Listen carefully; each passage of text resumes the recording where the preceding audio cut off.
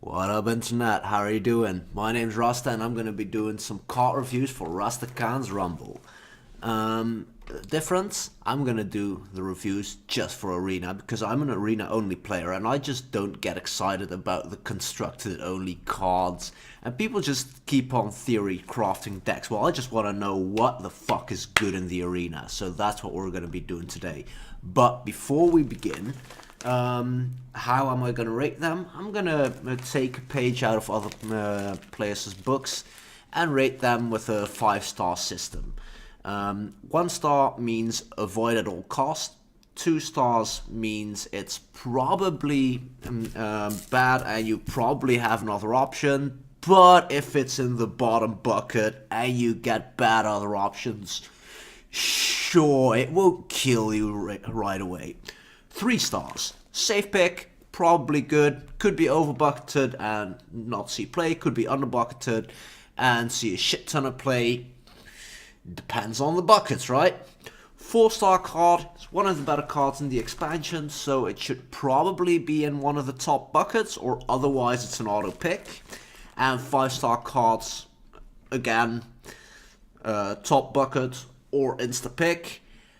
But they're even better than the 4 drops. Like, they're definitely gonna be in the top few buckets.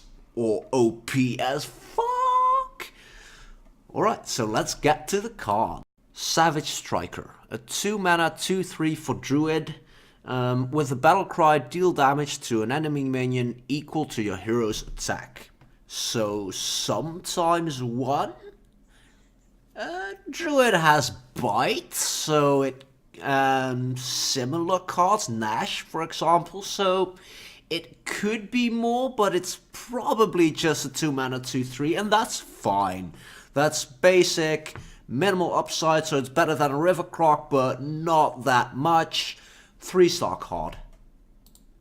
Hunter cards. First we've got the Springpour, a 1-mana 1/1 with Rush that, as a battle cry, adds another 1/1 with Rush to your hand. So it's not just a 2-mana 2/2 rush or anything. No, you can actually spread out the effect, which makes it better than a normal charger like the 2-drop Murloc, for example. Other upsides on this card are the fact that it's got a beast tag, which makes it possible to adapt. Like, adapting beasts with rush is pretty good. Also, it's one card that gives you 2 pings, which is pretty good in a class that doesn't have pings. Helps you curve out. I think this is a really good card. It'll see a bunch of play, and I'm gonna rate it 4 stars. The other Hunter card we got was Baited Arrow, a 5-mana deal 3 damage spell. That sounds really bad, but it's got Overkill. Overkill's the new mechanic. If you deal more damage that you need to kill something. So if you kill something with 2 HP with this card or less, you also summon a 5/5 Devil Saw. And that is very damn good. Divided whether this is a 5-star card or a 4-star card, but if you think about it, it's like a better Fireplume Phoenix, because Fireplume Phoenix is 4 mana, deal 2, and summon a 3/3. This is 5 mana, deal 2, but you have to kill something with it, and then you summon a 5/5. That's 2/2 of stats extra for just 1 mana cost.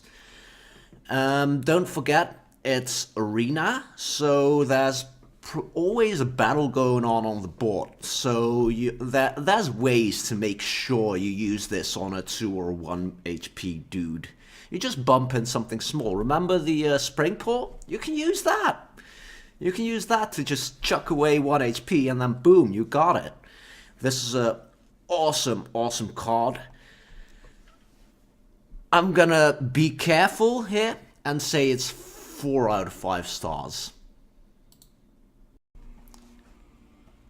Mage cards, and we're starting out with a good one. It's a 3-mana 3/4. It's called Pyromaniac, and besides the fact that it's got premium stats, whenever your hero power kills a minion, draw a card.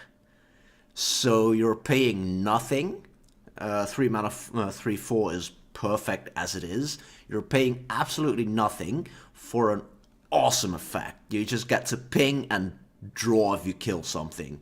That's insane. It's so damn good.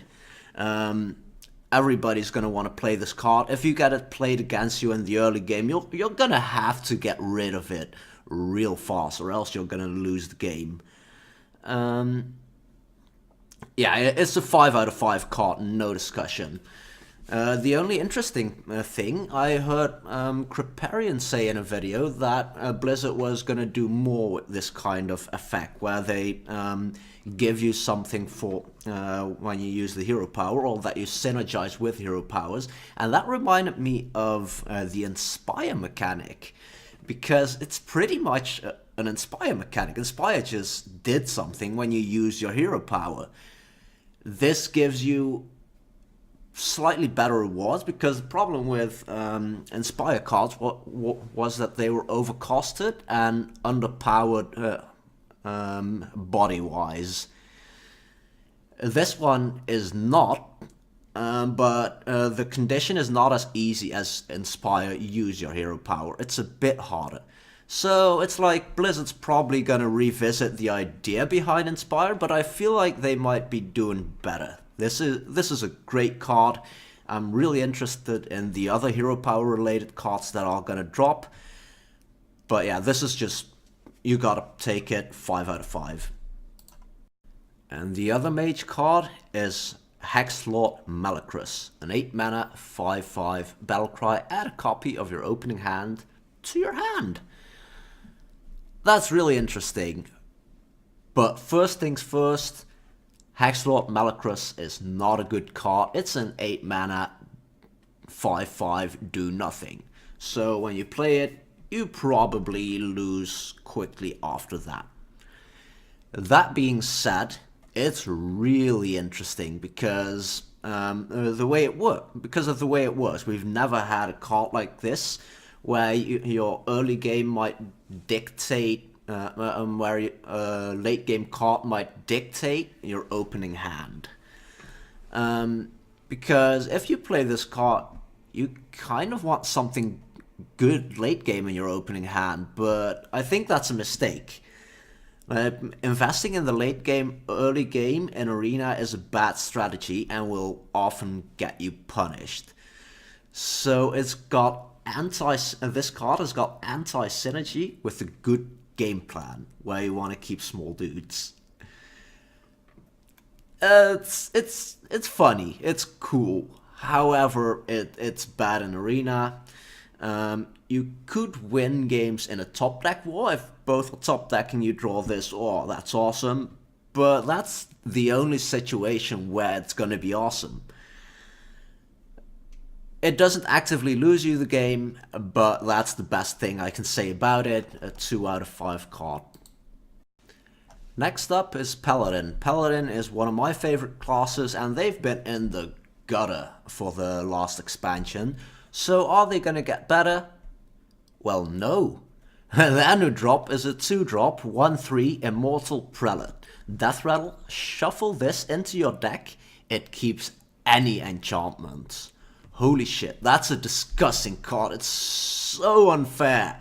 Holy shit, that card's unfair. Thank God it's also really fucking bad. Hear me out. Hear me out. Stat-wise, it's absolutely underwhelming. Right? It can be killed before it's buffed, and that is even worse than you might think. You think, oh, 2 mana, 1/3, okay, it's shit, but so be it. No, because you kill it on turn 2, and then it gets put back in your deck. And then there's a 2 mana, 1/3 in your deck again. And you draw that, and it's still 2 mana, 1/3, and it's terrible. And you play it, it gets killed. You get a 1 mana, 1/3 into your deck, and 2 mana, 1/3 into your deck again. It's terrible. The only way this is good is when you buff it the same turn as you play it, because then the buff guy gets put back into your deck and is at least a good top deck. However, buffing cards the turn you play them is shit. It's super inefficient. You're asking for a silence, and you're just wasting resources. Because the opponent can still dictate when he attacks, and he can still make good trades, and the buff just really didn't matter at all. It's a 1 out of 5 card. Don't pick it, it's a trap. Don't fall for it. Yes, if you get it off with a steed and you draw it the turn after it gets killed, you have insane value and you will win games with it, but it's shit. It'll lose you games more than it'll win you games. Don't pick it. 1 out of 5. And let's keep on riding the shit heap express into Terrible Town. Sure, Vala the Tiger, 25 mana, 7/5, Divine Shield, Rush, Lifesteal, it's got it all. Costs 1 less for each mana you've spent on spells. And that means it's probably literally unplayable. It's really cool and constructed, but you need to build a deck around it, and Arena won't offer you enough viable spells. It's a bad pick early in the draft because you don't know if you'll even get offered enough spells. And if you get it late in the draft, you probably didn't take enough spells to reliably get him out. So no matter what the situation, you should never pick him. Keep in mind, he could be a little bit less shit if Blizzard fucks with the spell offering bonus and we go back to a spell heavy arena. I hope they don't, because the arena is perfect the way it is. Don't fucking touch it. And this card is really cool. But unless Arena changes significantly, this is terrible. 1 out of 5. Only pick it if you want dead cards in your hand that you can never play. Surrender to Madness is a 3 mana priest spell that destroys 3 of your mana crystals and gives all minions in your deck +2/+2, which is awesome, but it's also terrible. I wanna like this, but I don't know when you play it. The only thing I can think of is you play it in the late game when you're at 10 mana, and you can fit it in, and the difference between 8 and 10 isn't that huge. It's okay there, but you don't want it in your hand before that. You don't want to play it before that, because remember, you still need to draw your minions. It doesn't affect your hand, it just affects your deck. So if you play it early, you'll fall behind way too far and never be able to catch up. Also because like your catch-up card, Psychic Scream, is 3 mana more away than it was before. You're not gonna get that. Only when you play it in the late game, it can be strong. That being said, I don't think you should pick it, and just because I really like it, I'm gonna give it 1.5 stars. Rogue's got a 4 mana 0/3 Spirit of the Shark. A stealth for 1 turn, your minions' battle cries and combos trigger twice. It's a little less shit than it looks, but that's only because it looks really bad.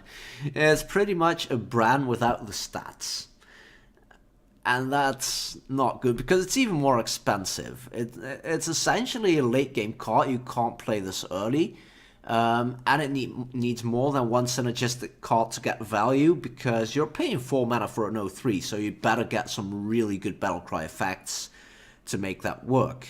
And I don't really believe in this card. We're talking about Arena, where when you get to the late game, we're often in top decking situations. And in that case, you don't have the flexibility to make Spirit of the Shark work. Because you need to use your cards to even get to the point where Spirit of the Shark is good. And the question is, do you have enough cards to get value out of it? You could double draw with it. I think that's one of the possibly better combos. The 4 mana draw with after you play the Spirit of the Shark, you get a shit ton of cards. If he lives a turn, you probably have another combo or Battlecry card to get the value. But even still, he's not guaranteed to live 2 turns. He dies to a shit ton of stuff. You have the dudes that throw bombs when they die. And he also dies to a bunch of AoE effects. Shadow Flame, Hellfire, Defile, Flame Strike, Lightning Storm, you name it. So yeah, it'll win you a game once in a blue moon in a disgusting way, and it'll make for awesome highlights. That doesn't mean it's a good card. It's a constructed card for the arena. You won't get a value out of it consistently enough, and it'll often just be a dead card in your hand. 1 out of 5. Rogues also got Cannon Barrage, a 6 mana spell, deal 3 damage to a random enemy and repeat for each of your pirates. So when you have 1 pirate, it does 6. 2 pirates, it does 9. Starts to be good if you have 2 pirates, but are you going to have 2 pirates? Depends on how heavy it's going to be on the pirates this expansion, but I don't think it'll be that consistent that this is a good card. Also remember, it's the last expansion of a cycle, so there's gonna be few new cards showing up in the arena, which means that even if the expansion is pirate heavy, you're still not gonna see that many pirates. This is a 1 out of 5 card. It's way too hard to get good value out of it for way too steep a price. Reign of Toads, a 6 mana Shaman spell, summon 3/2/4 toads with Taunt Overload 3. And I've been all over the spectrum on this card. I thought it was a 4-star card, I thought it was a 2-star card. It's really hard to evaluate. Depends on how you value the overload and cheating out stats early, because you are getting 6/12 in stats on turn 6. That's really good, but you're crippling yourself the turn after, and the question is, how good is that going to be? It works with the Feral Spirit. Like, Feral Spirit is a good card, and there you pay 5 mana for like 4/6 in stats. So this is a fair extension of that. If it's good in any class, it might as well be a Shaman who've got Bloodlust and Flame Tongue Totems and shit. It really depends on the meta how good it's going to be. I'm going to experiment with it. I suggest you do the same, and we'll see. I'm going to rate this 3 out of 5 stars. It's not going to be terrible, but I don't think it'll be game-breaking either. Warlock got a bunch of new cards. I'm going to start with the 8 mana spell Void Contract. Destroy half of each player's deck. That's shit. You'd never pick that. I mean, we're not even going to talk about it. That's how bad it is. 1 out of 5. Next up is the Spirit of the Bat. A 2 mana stealth for 1 turn. 0/3. After a friendly minion dies, give a minion in your hand +1/+1. It's a hard one to evaluate. It looks very meh at first sight, but it could be alright. Like, it's not a 2-drop. It's not a turn 2 play. It's more like a mid to late game play, which you cash in when you want to get rid of your tokens. If you want to trade in your tokens, you play this and you get a bunch of extra value. I think you trade in 2, it's acceptable. If you trade in 3 or more, it's actually a good card. And again, depending on meta, I think it's going to be possible. I think it's possibly going to be an okay card, which could even surprise us and do better than I'm going to suggest. I'm going to rate this a 3 out of 5 with the notion that this might just surprise us. And then there's the card it goes with, Edie the Bat. 8 mana, 1/1, Battlecry, fill your board with copies of this minion. So you need hand buff mechanics like Spirit of the Bat to make this work. and it all depends on how prevalent those are going to be. This guy is good when it becomes a 3-3, right? Then it's okay. If it becomes higher, it's just insta-win. But how popular is the Spirit of the Bat going to be? That's what it depends on. Assuming there's not going to be enough hand buffing to make this work consistently, it's a 1 out of 5 card, which could do better depending on the meta. Warriors got a 6 mana weapon called Sioux. It's a 4/4 with overkill, you may attack again. And 16 damage for 6 mana is one hell of a good deal.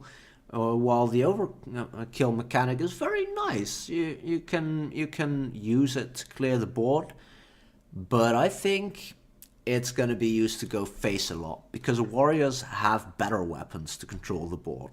They've got Super Collider and they've got Gore Howl. Those are the weapons you control the board with. This one just outshines them in smoke potential. You can deal with a bit of the board and go face with it. You can just go face with it and deal 16 damage over 4 turns. It fits aggro decks a lot better than the board control weapons a warrior has right now. I like it. I'm going to rate this a 4 out of 5 stars. And to conclude the review, finally we have a neutral card, and when I say neutral, I mean neutral. It's like Henge Clan Thug, actually just a rogue card, which is going to be underbucketed because it's neutral, and therefore an auto pick for rogues, and not so much for any other class. I'll review it separately. I'm saying this is an auto pick for rogues because it's a 2 mana 3/3. However, unlike Henge Clan Thug, this is actually kind of fair because you need to have a dagger equipped, and it's a 2-drop, so you can't play it on 2 unless you ring out your dagger when you go second, and I'm not even sure if that's that good. So yeah, it's not as OP as it looks, but it's still a 2 mana 3/3, and it summons a pirate, which could be relevant. We've seen rogue cards that work with pirates, and a few more might show up. So yeah, this is not game breaking, but it's still a premium card. You can use it in so many ways. It can be a combo activator, it can just be great stats, you can protect it and get some really good value out of it. I love it. 4 out of 5 for rogue. Other classes, it's just a 2 mana 2/2, and even in warrior, there's much more hoops to go through to make it work. It's a 2-star card for anyone else. So that was my review of the first cards for Rastakahn's Rumble. I hope you enjoyed it. I will be doing more reviews as more cards come out, so I'd appreciate it if you drop by and check them out. Also, I stream on Twitch. You should maybe check that out. It's twitch.tv/Rasta_42. Go check it out. I'll see you guys when the new cards come out.